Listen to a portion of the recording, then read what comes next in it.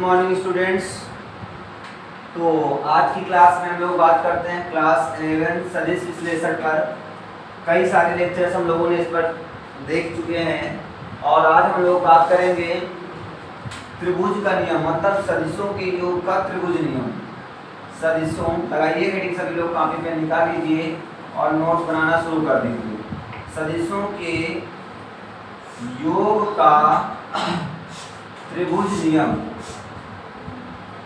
त्रिभुज नियम इसका मतलब क्या हुआ कि vector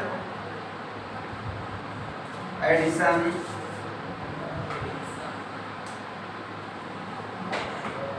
triangle rule of vector addition, अर्थात दो वेक्टरों को जोड़ने का त्रिभुज नियम क्या होता है, इस पर हम लोग डिस्कशन करने वाले हैं। तो अगर हम बच्चों बात करें लास्ट क्लास में, तो लास्ट क्लास में हम लोगों ने कुछ ऐसा डिस्कशन किया था, या फिर सेकेंड लास्ट की बात करते हैं तो हम लोगों ने त्रिभुज नियम नहीं, समांतर चतुर्भुज नियम पढ़ा और पैरेललोग्राम लॉ पढ़ा। और पैरेललोग्राम लॉ में पढ़ा कि अगर दो वेक्टर ए और वेक्टर बी हैं, मान लेते हैं वेक्टर ए है और एक वेक्टर बी है, ये एक वेक्टर बी है, अगर इनको जोड़ना है, इनका परिणामी निकालना है, तो आर वेक्टर बराबर क्या होता है, ए वेक्टर प्लस का बी वेक्टर। ये मैंने आपको ऑलरेडी बता रखा है ना। और अगर आप याद करो बच्चों, तो इसका परिणामी आर बराबर होता था under root a square plus b square plus 2ab cos theta, यही तो बताया था। तो बस अगर जिन्होंने ये लेक्चर नहीं देखा है तो जाकर के पहले इस लेक्चर को देखेंगे, तब ये बात अच्छे से समझ में आ जाएगी। ठीक है, तो ये क्या है हमारा,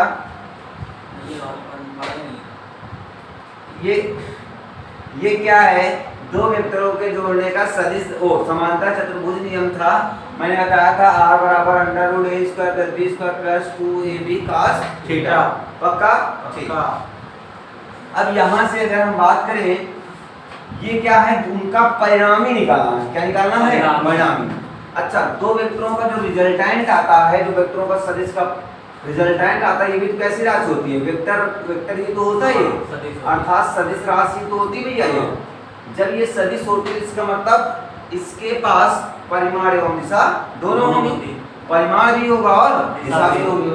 तो अब जब ये इसके पास परिमाण एवं दिशा दोनों होगी, तब क्या करना है, इसकी दिशा कैसे डिसाइड करते हैं, तो हमने बताया था इसके लिए tan फाई इक्वल टू या tan थीटा इक्वल टू होता है, क्या tan theta equal to b sin phi, b sin phi upon a plus b cos phi, बताया था।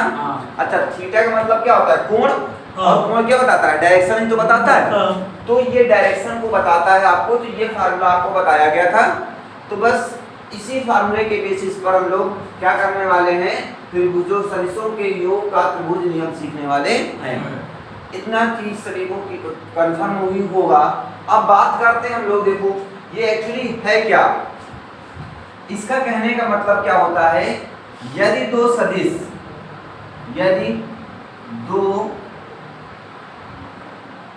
सदिशों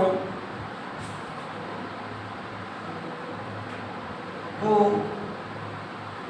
समान दिशा में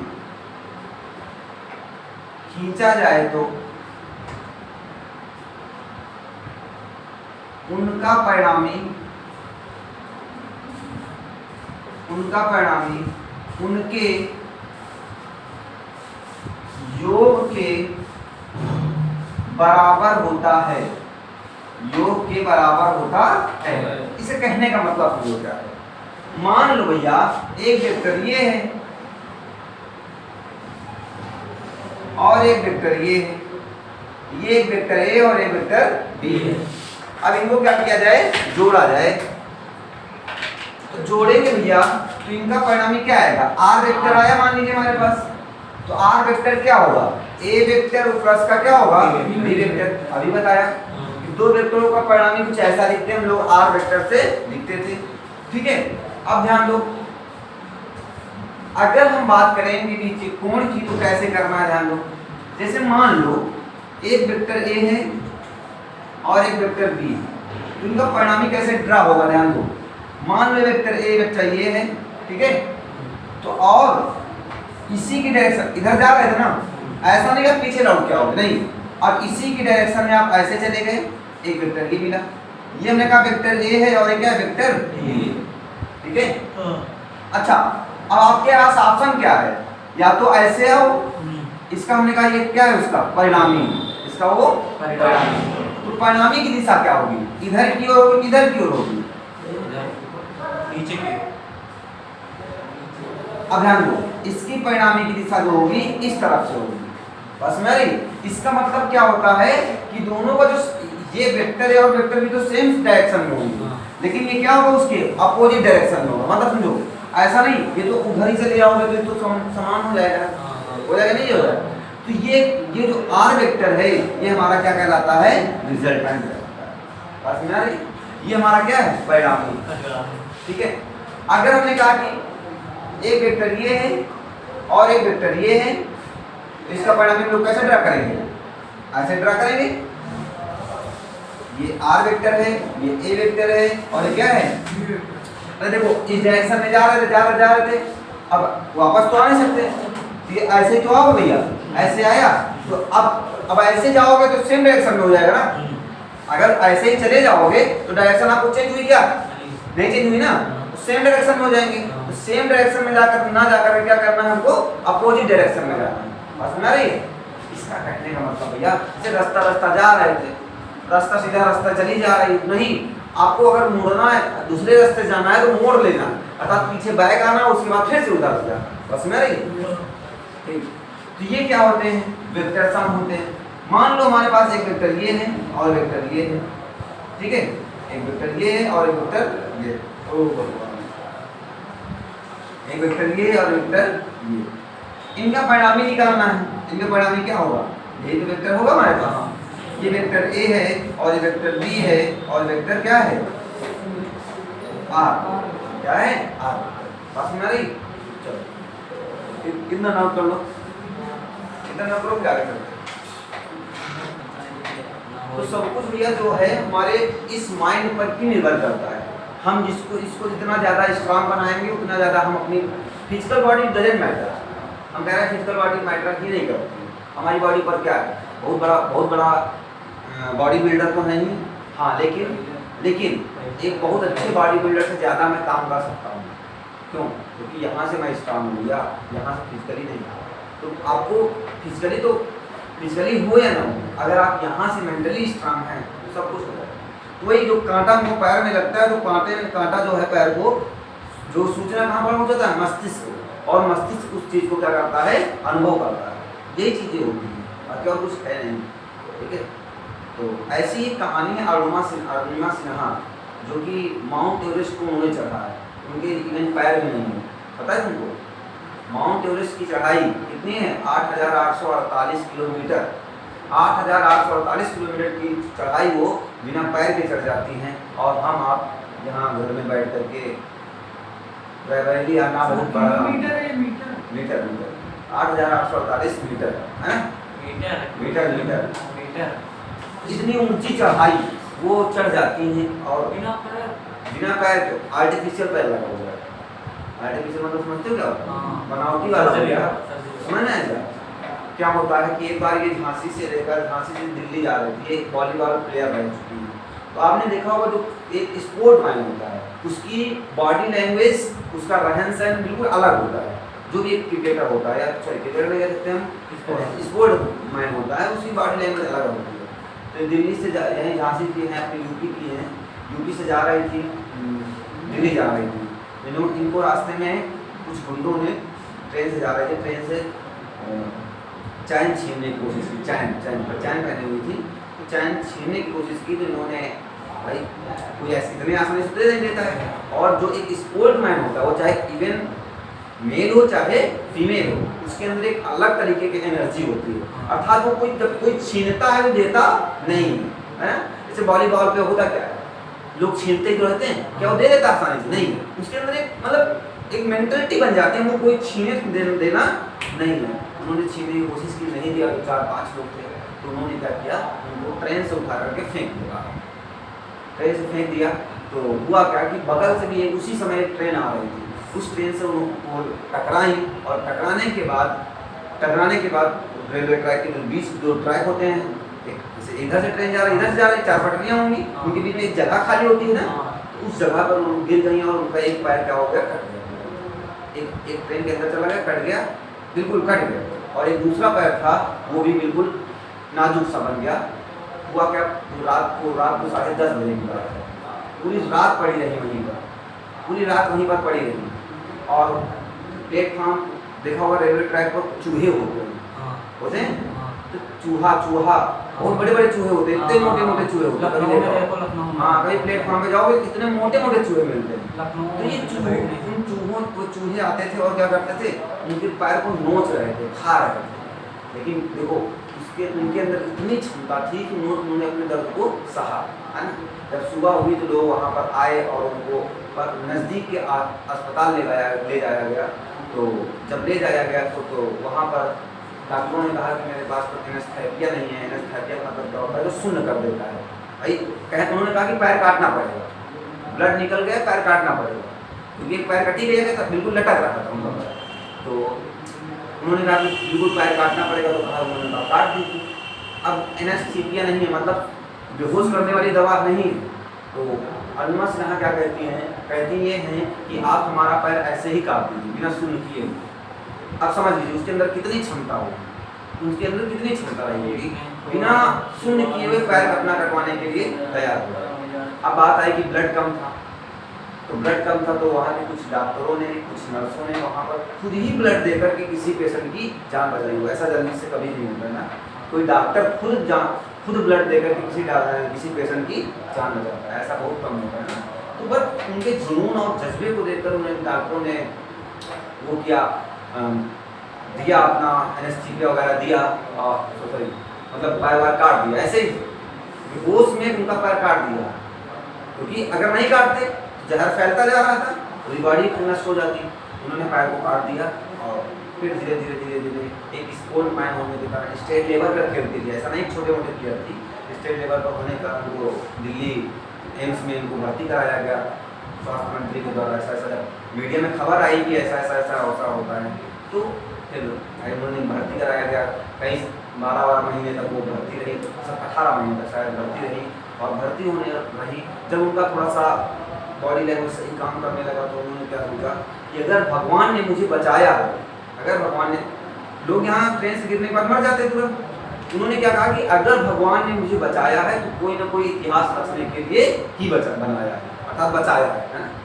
तो वैसे ही उन्होंने क्या कहा कि मैं कुछ ऐसा करके दिखाऊंगी जो शायद कोई नहीं कर सकता है।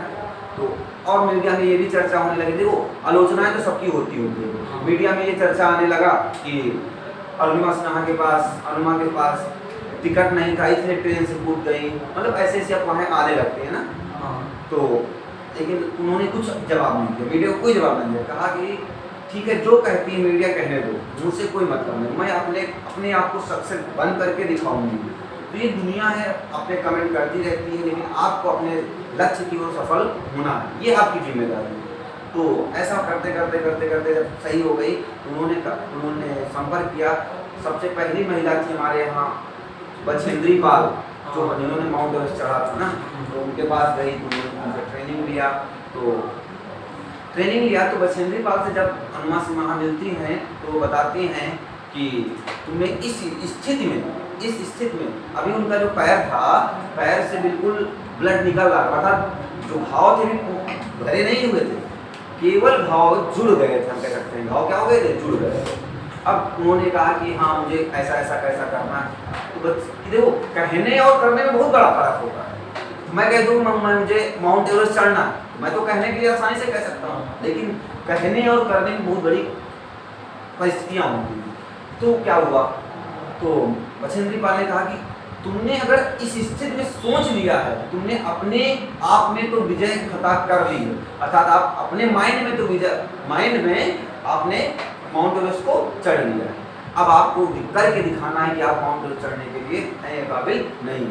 तो भाई ऐसे तो डायरेक्ट कोई चढ़ नहीं जाएगा, इसके लिए बहुत सारी ट्रेनिंग होती है। तो ट्रेनिंग हुई, ट्रेनिंग में ये जहाँ पर लोग आधे 10 मिनट में पहुँच जाते थे, यहाँ इनको 2-2 घंटे लगते थे, 2-2 घंटे लगते हैं। जहाँ पर लोग 10 मिनट में पहुँच जाते थे, इनको 2-2 घंटे लगते थे।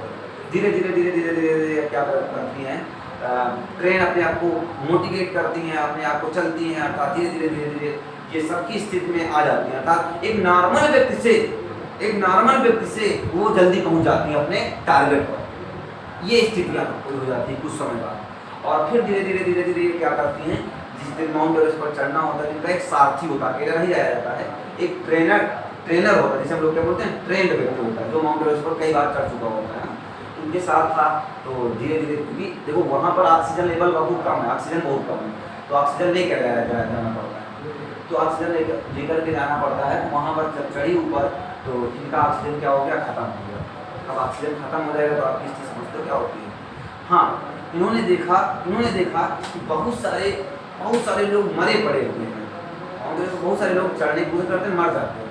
तो मरे पड़े हुए उन लाशों के ऊपर से चढ़ के जाना है, उन लाशों के ऊपर चढ़ के जाना है। अब समझ लीजिए वो स्थिति क्या रही होगी। आपको अपने टारगेट पर जाना है, जहाँ जाने के लिए लोग मरे पड़े हुए हैं। आपके अंदर की स्थिति क्या रही होगी? जैसे आपको पढ़ाई करने आना है, लेकिन वहीं के पढ़ाई करने आने के लिए लोग मरे पड़े हुए हैं, और वहीं आपको भी जाना है। देख करके आप क्या जा पाएंगे? नहीं जा पाएंगे। लेकिन उन्होंने क्या किया, वो अपने टारगेट को बढ़ती रही, और बढ़ते वो लगभग 10:50 पर वो माउंट एवरेस्ट पर चढ़ती है। 11 बजे के बाद वहाँ पर सुसाइड माना जाता है। अर्थात क्या किया जाता है, सुसाइड मान लिया जाता है कि आप सुसाइड करने जा रहे थे। तो 11 बजे के बाद कोई फतेह नहीं करता, अर्थात वहाँ पर चढ़ता नहीं। तो ये सारी कहानी थी। और जब वापस लौट रहे थे तो उनका ऑक्सीजन खत्म हो जाता है। और जब ऑक्सीजन खत्म हो जाता है, तो जब ऑक्सीजन खत्म होने लगता है, तो उनके साथी जो होते हैं वो कहते हैं कि यार लौट चले हम लोग, जिंदगी रही तो फिर से आ जाएंगे, जिंदगी रही तो फिर से, मतलब माउंट एवरेस्ट चढ़ जाएंगे। भाई जिंदगी से बड़ा प्यार तो नहीं है ना। तो उन्होंने क्या कहा, अगर मैं यहाँ तक आ गई हूँ तो मैं या तो जिंदा जाऊँगी या फिर विजय फतेह करके जाऊँगी। तो क्या करती हैं, एक मोटिवेशन अंदर से इतना ज़्यादा होता है कि वो विजय फतेह करती हैं। और करने के बाद जब वापस लौटती होती हैं, उनका ऑक्सीजन लेवल बिल्कुल खत्म हो जाता है, वो गिर जाती है नीचे की तरफ। अब वहाँ ऑक्सीजन को दुकान तो लगी नहीं हुई है ना। तो देखिए भाग नहीं कह सकते हम, कह सकते हैं अपने अंदर का जुनून कह सकते हैं। वहाँ पर एक अंग्रेज माउंट एवरेस्ट चढ़ने वाला था, और वो क्या करता है, उसके पास 2 होते हैं। मौसम खराब हो गया होता है तो वो एक को क्या करता है, फेंक देता है वहीं पर, और उसका जो सारथी होता है उसको लेकर के आता है और वहाँ को ऑक्सीजन लेवल लगाता है, और उससे चलने लगती हैं। जब वो नीचे देखो चढ़ना आसान है, लेकिन उतरना क्या है, कठिन है। अगर उतरने खिसक गए सीधा टकरा के नीचे चले जाओगे, है ना। तो आते उनके ब्लड जो पैर थे, ये हाथ पैर थे, बिल्कुल सुन्न हो गए, बिल्कुल काम ही नहीं कर रहे थे, क्योंकि पैर था आर्टिफिशियल था। जब आप नीचे की ओर आती थी, क्योंकि पैर से ब्लड निकल रहा था। तो धीरे धीरे करते किसी तरीके से नीचे आई। यहाँ पर जब लोगों ने देखा कि अरुणा सिन्हा तो जिंदा है, लेकिन लोगों ने यहाँ का एक्सपेक्ट कर दिया था कि अरुणा सिन्हा पर मर गई है ना। तो आपसे अनबिलीवेबल जो एक्सपेक्टेशन होती है, अगर वो कोई देखता है तो क्या उसको पेपर मिलती है ना। तो उनके अंदर कुछ नहीं था, ना किस्मत वो बिल्कुल नहीं मानती है। उनका कहने का मतलब ये है कि सब कुछ हमारे अंदर, हम जो चाहें वो हम कर सकते हैं, जो हम चाहें हम वो बन सकते हैं। लेकिन आपके अंदर क्या होना चाहिए, उस कार्य को करने के लिए आपके अंदर एक जुनून पैदा होना चाहिए, है ना। ठीक है, बगल में बुखार चढ़ा हुआ है, तभी क्लास ली जा रही है, क्या है आपको दिख रहा है, जुनून। आपको थोड़ा सा जुकाम हो जाता है तो शायद आप कोचिंग नहीं पढ़ने के लिए आते हैं कहेंगे कि आज हमारे जुकाम है ना।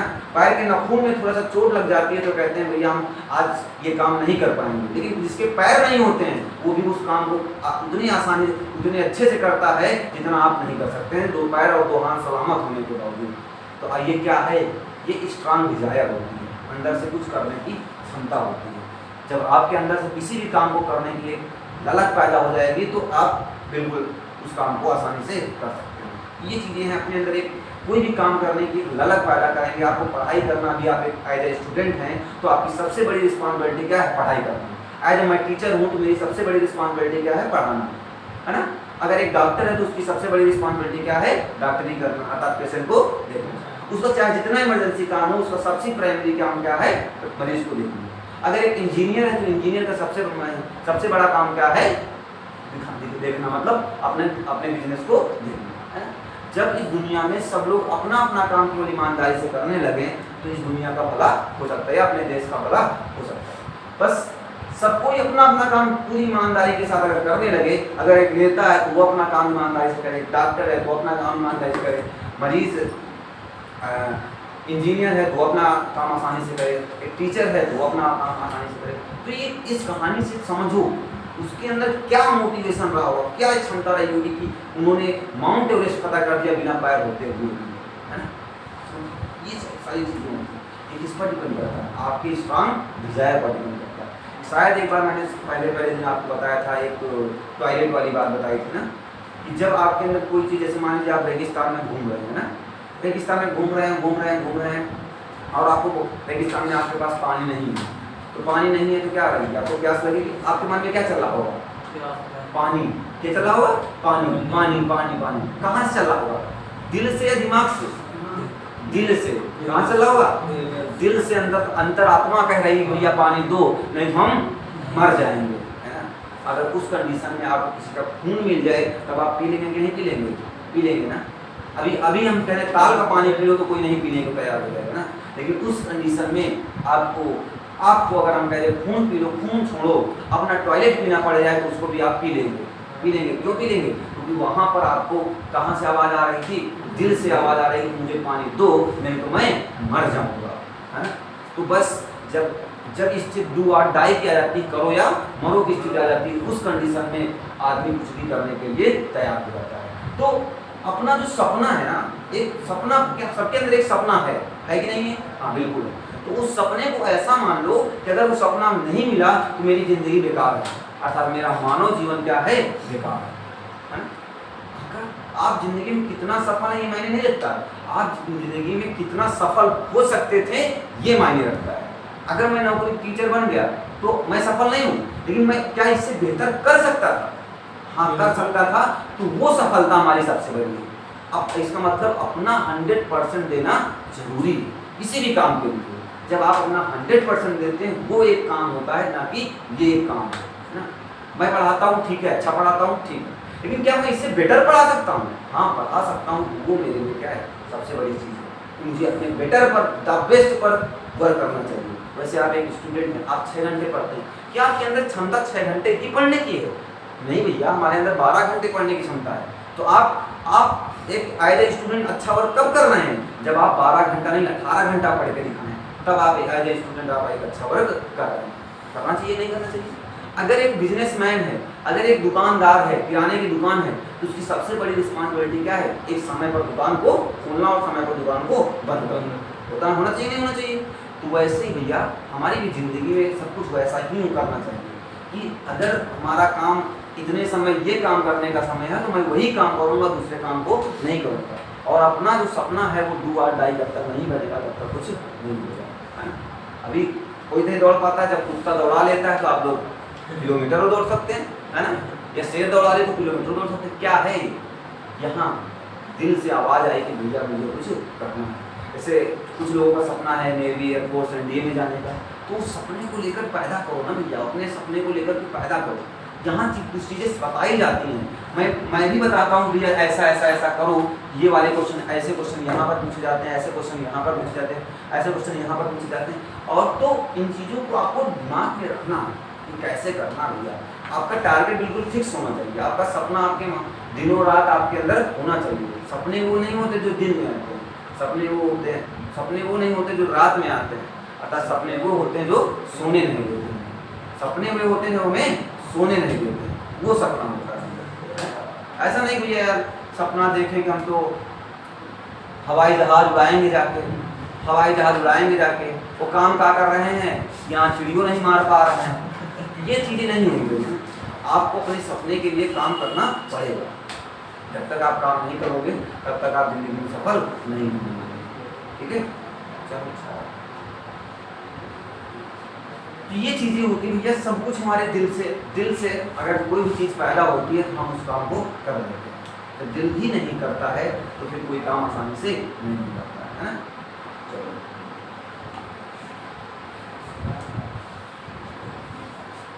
सबको अपना काम पूरी ईमानदारी और मेहनत के साथ करना पड़ेगा, समझ में नहीं? चलो हाँ, अब देखते बच्चा इसका हम लोग प्रूफ देख लेते हैं, कैसे प्रूफ करते हैं इसको।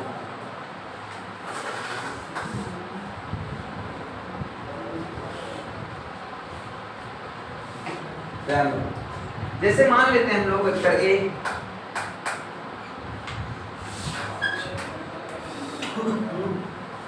ये क्या है, ये एक वेक्टर ए है और एक वेक्टर बी। क्या है, वेक्टर ए और वेक्टर बी। ये वेक्टर ए है और ये वेक्टर बी है, ठीक है। अच्छा, ये इसका क्या हुआ बच्चा, परिणामी बना दिया मैंने, ये इसका परिणामी बना दिया, ठीक है। अब सुनो, जब मैंने इसका परिणामी बना दिया तो अब यहाँ पर हमको क्या निकालना है, इसका परिणामी और दिशा निकालनी है। तो इसकी दिशा उसा कैसे निकलेंगे ध्यान दीजिएगा। सबसे पहले मैंने इस पर क्या किया बेटा, एक लंब डाल दिया। क्या किया, लंब डाल दिया। लंब मतलब क्या हो जाएगा 90 डिग्री। ये मान लो O है, ये M है, ये N है और ये क्या है P, M N O P। अब यहाँ से अगर देखो, यहाँ से अगर देखो तो हमने कहा कोण कितना है, थीटा। कितना कोण बचा है, थीटा, ठीक है। अब जब ये कोण थीटा है और ये कोण हम लोग क्या मान लेते हैं, फाई। कितना कोण बेटा, फाई। अब ध्यान दो एक चीज, हाँ एक चीज और बड़ी, बहुत बड़ी थी, जब हम लोग ऐसे दो वेक्टर लेते थे, ए वेक्टर और बी वेक्टर, अर्थात जब टेल टेल मिलता था तो हम लोग कोण क्या लेते थे, अंदर वाला। कोण अंदर वाला लेते थे, नहीं लेते थे, कोण अंदर वाला लेते थे। अगर भैया या फिर टेल टेल के साथ हो तब भी हम लोग कोण कौन सा लेते हैं, अंदर वाला। लेकिन जब एक हेड और एक टेल मिल जाए तो कोण हमेशा हम लोग क्या लेते हैं, बाहर वाला। अर्थात इस कंडीशन में यहाँ देखो, ये टेल, ये हेड है, फिर ये टेल है, ये टेल है और ये हेड है।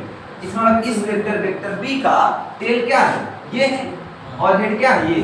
इस कंडीशन में हम लोग कोण कौन सा लेंगे, बाहर वाला, बहिष कोण, हाँ वही ये लेंगे, ठीक है। बस में आई। अरे भैया कहने का मतलब ये है, जब एक टेल और एक हेड आपस में मिल जाए, टेल और हेड आपस में मिल जाए तो कोण हमेशा कहाँ ले जाता है, बाहर वाला।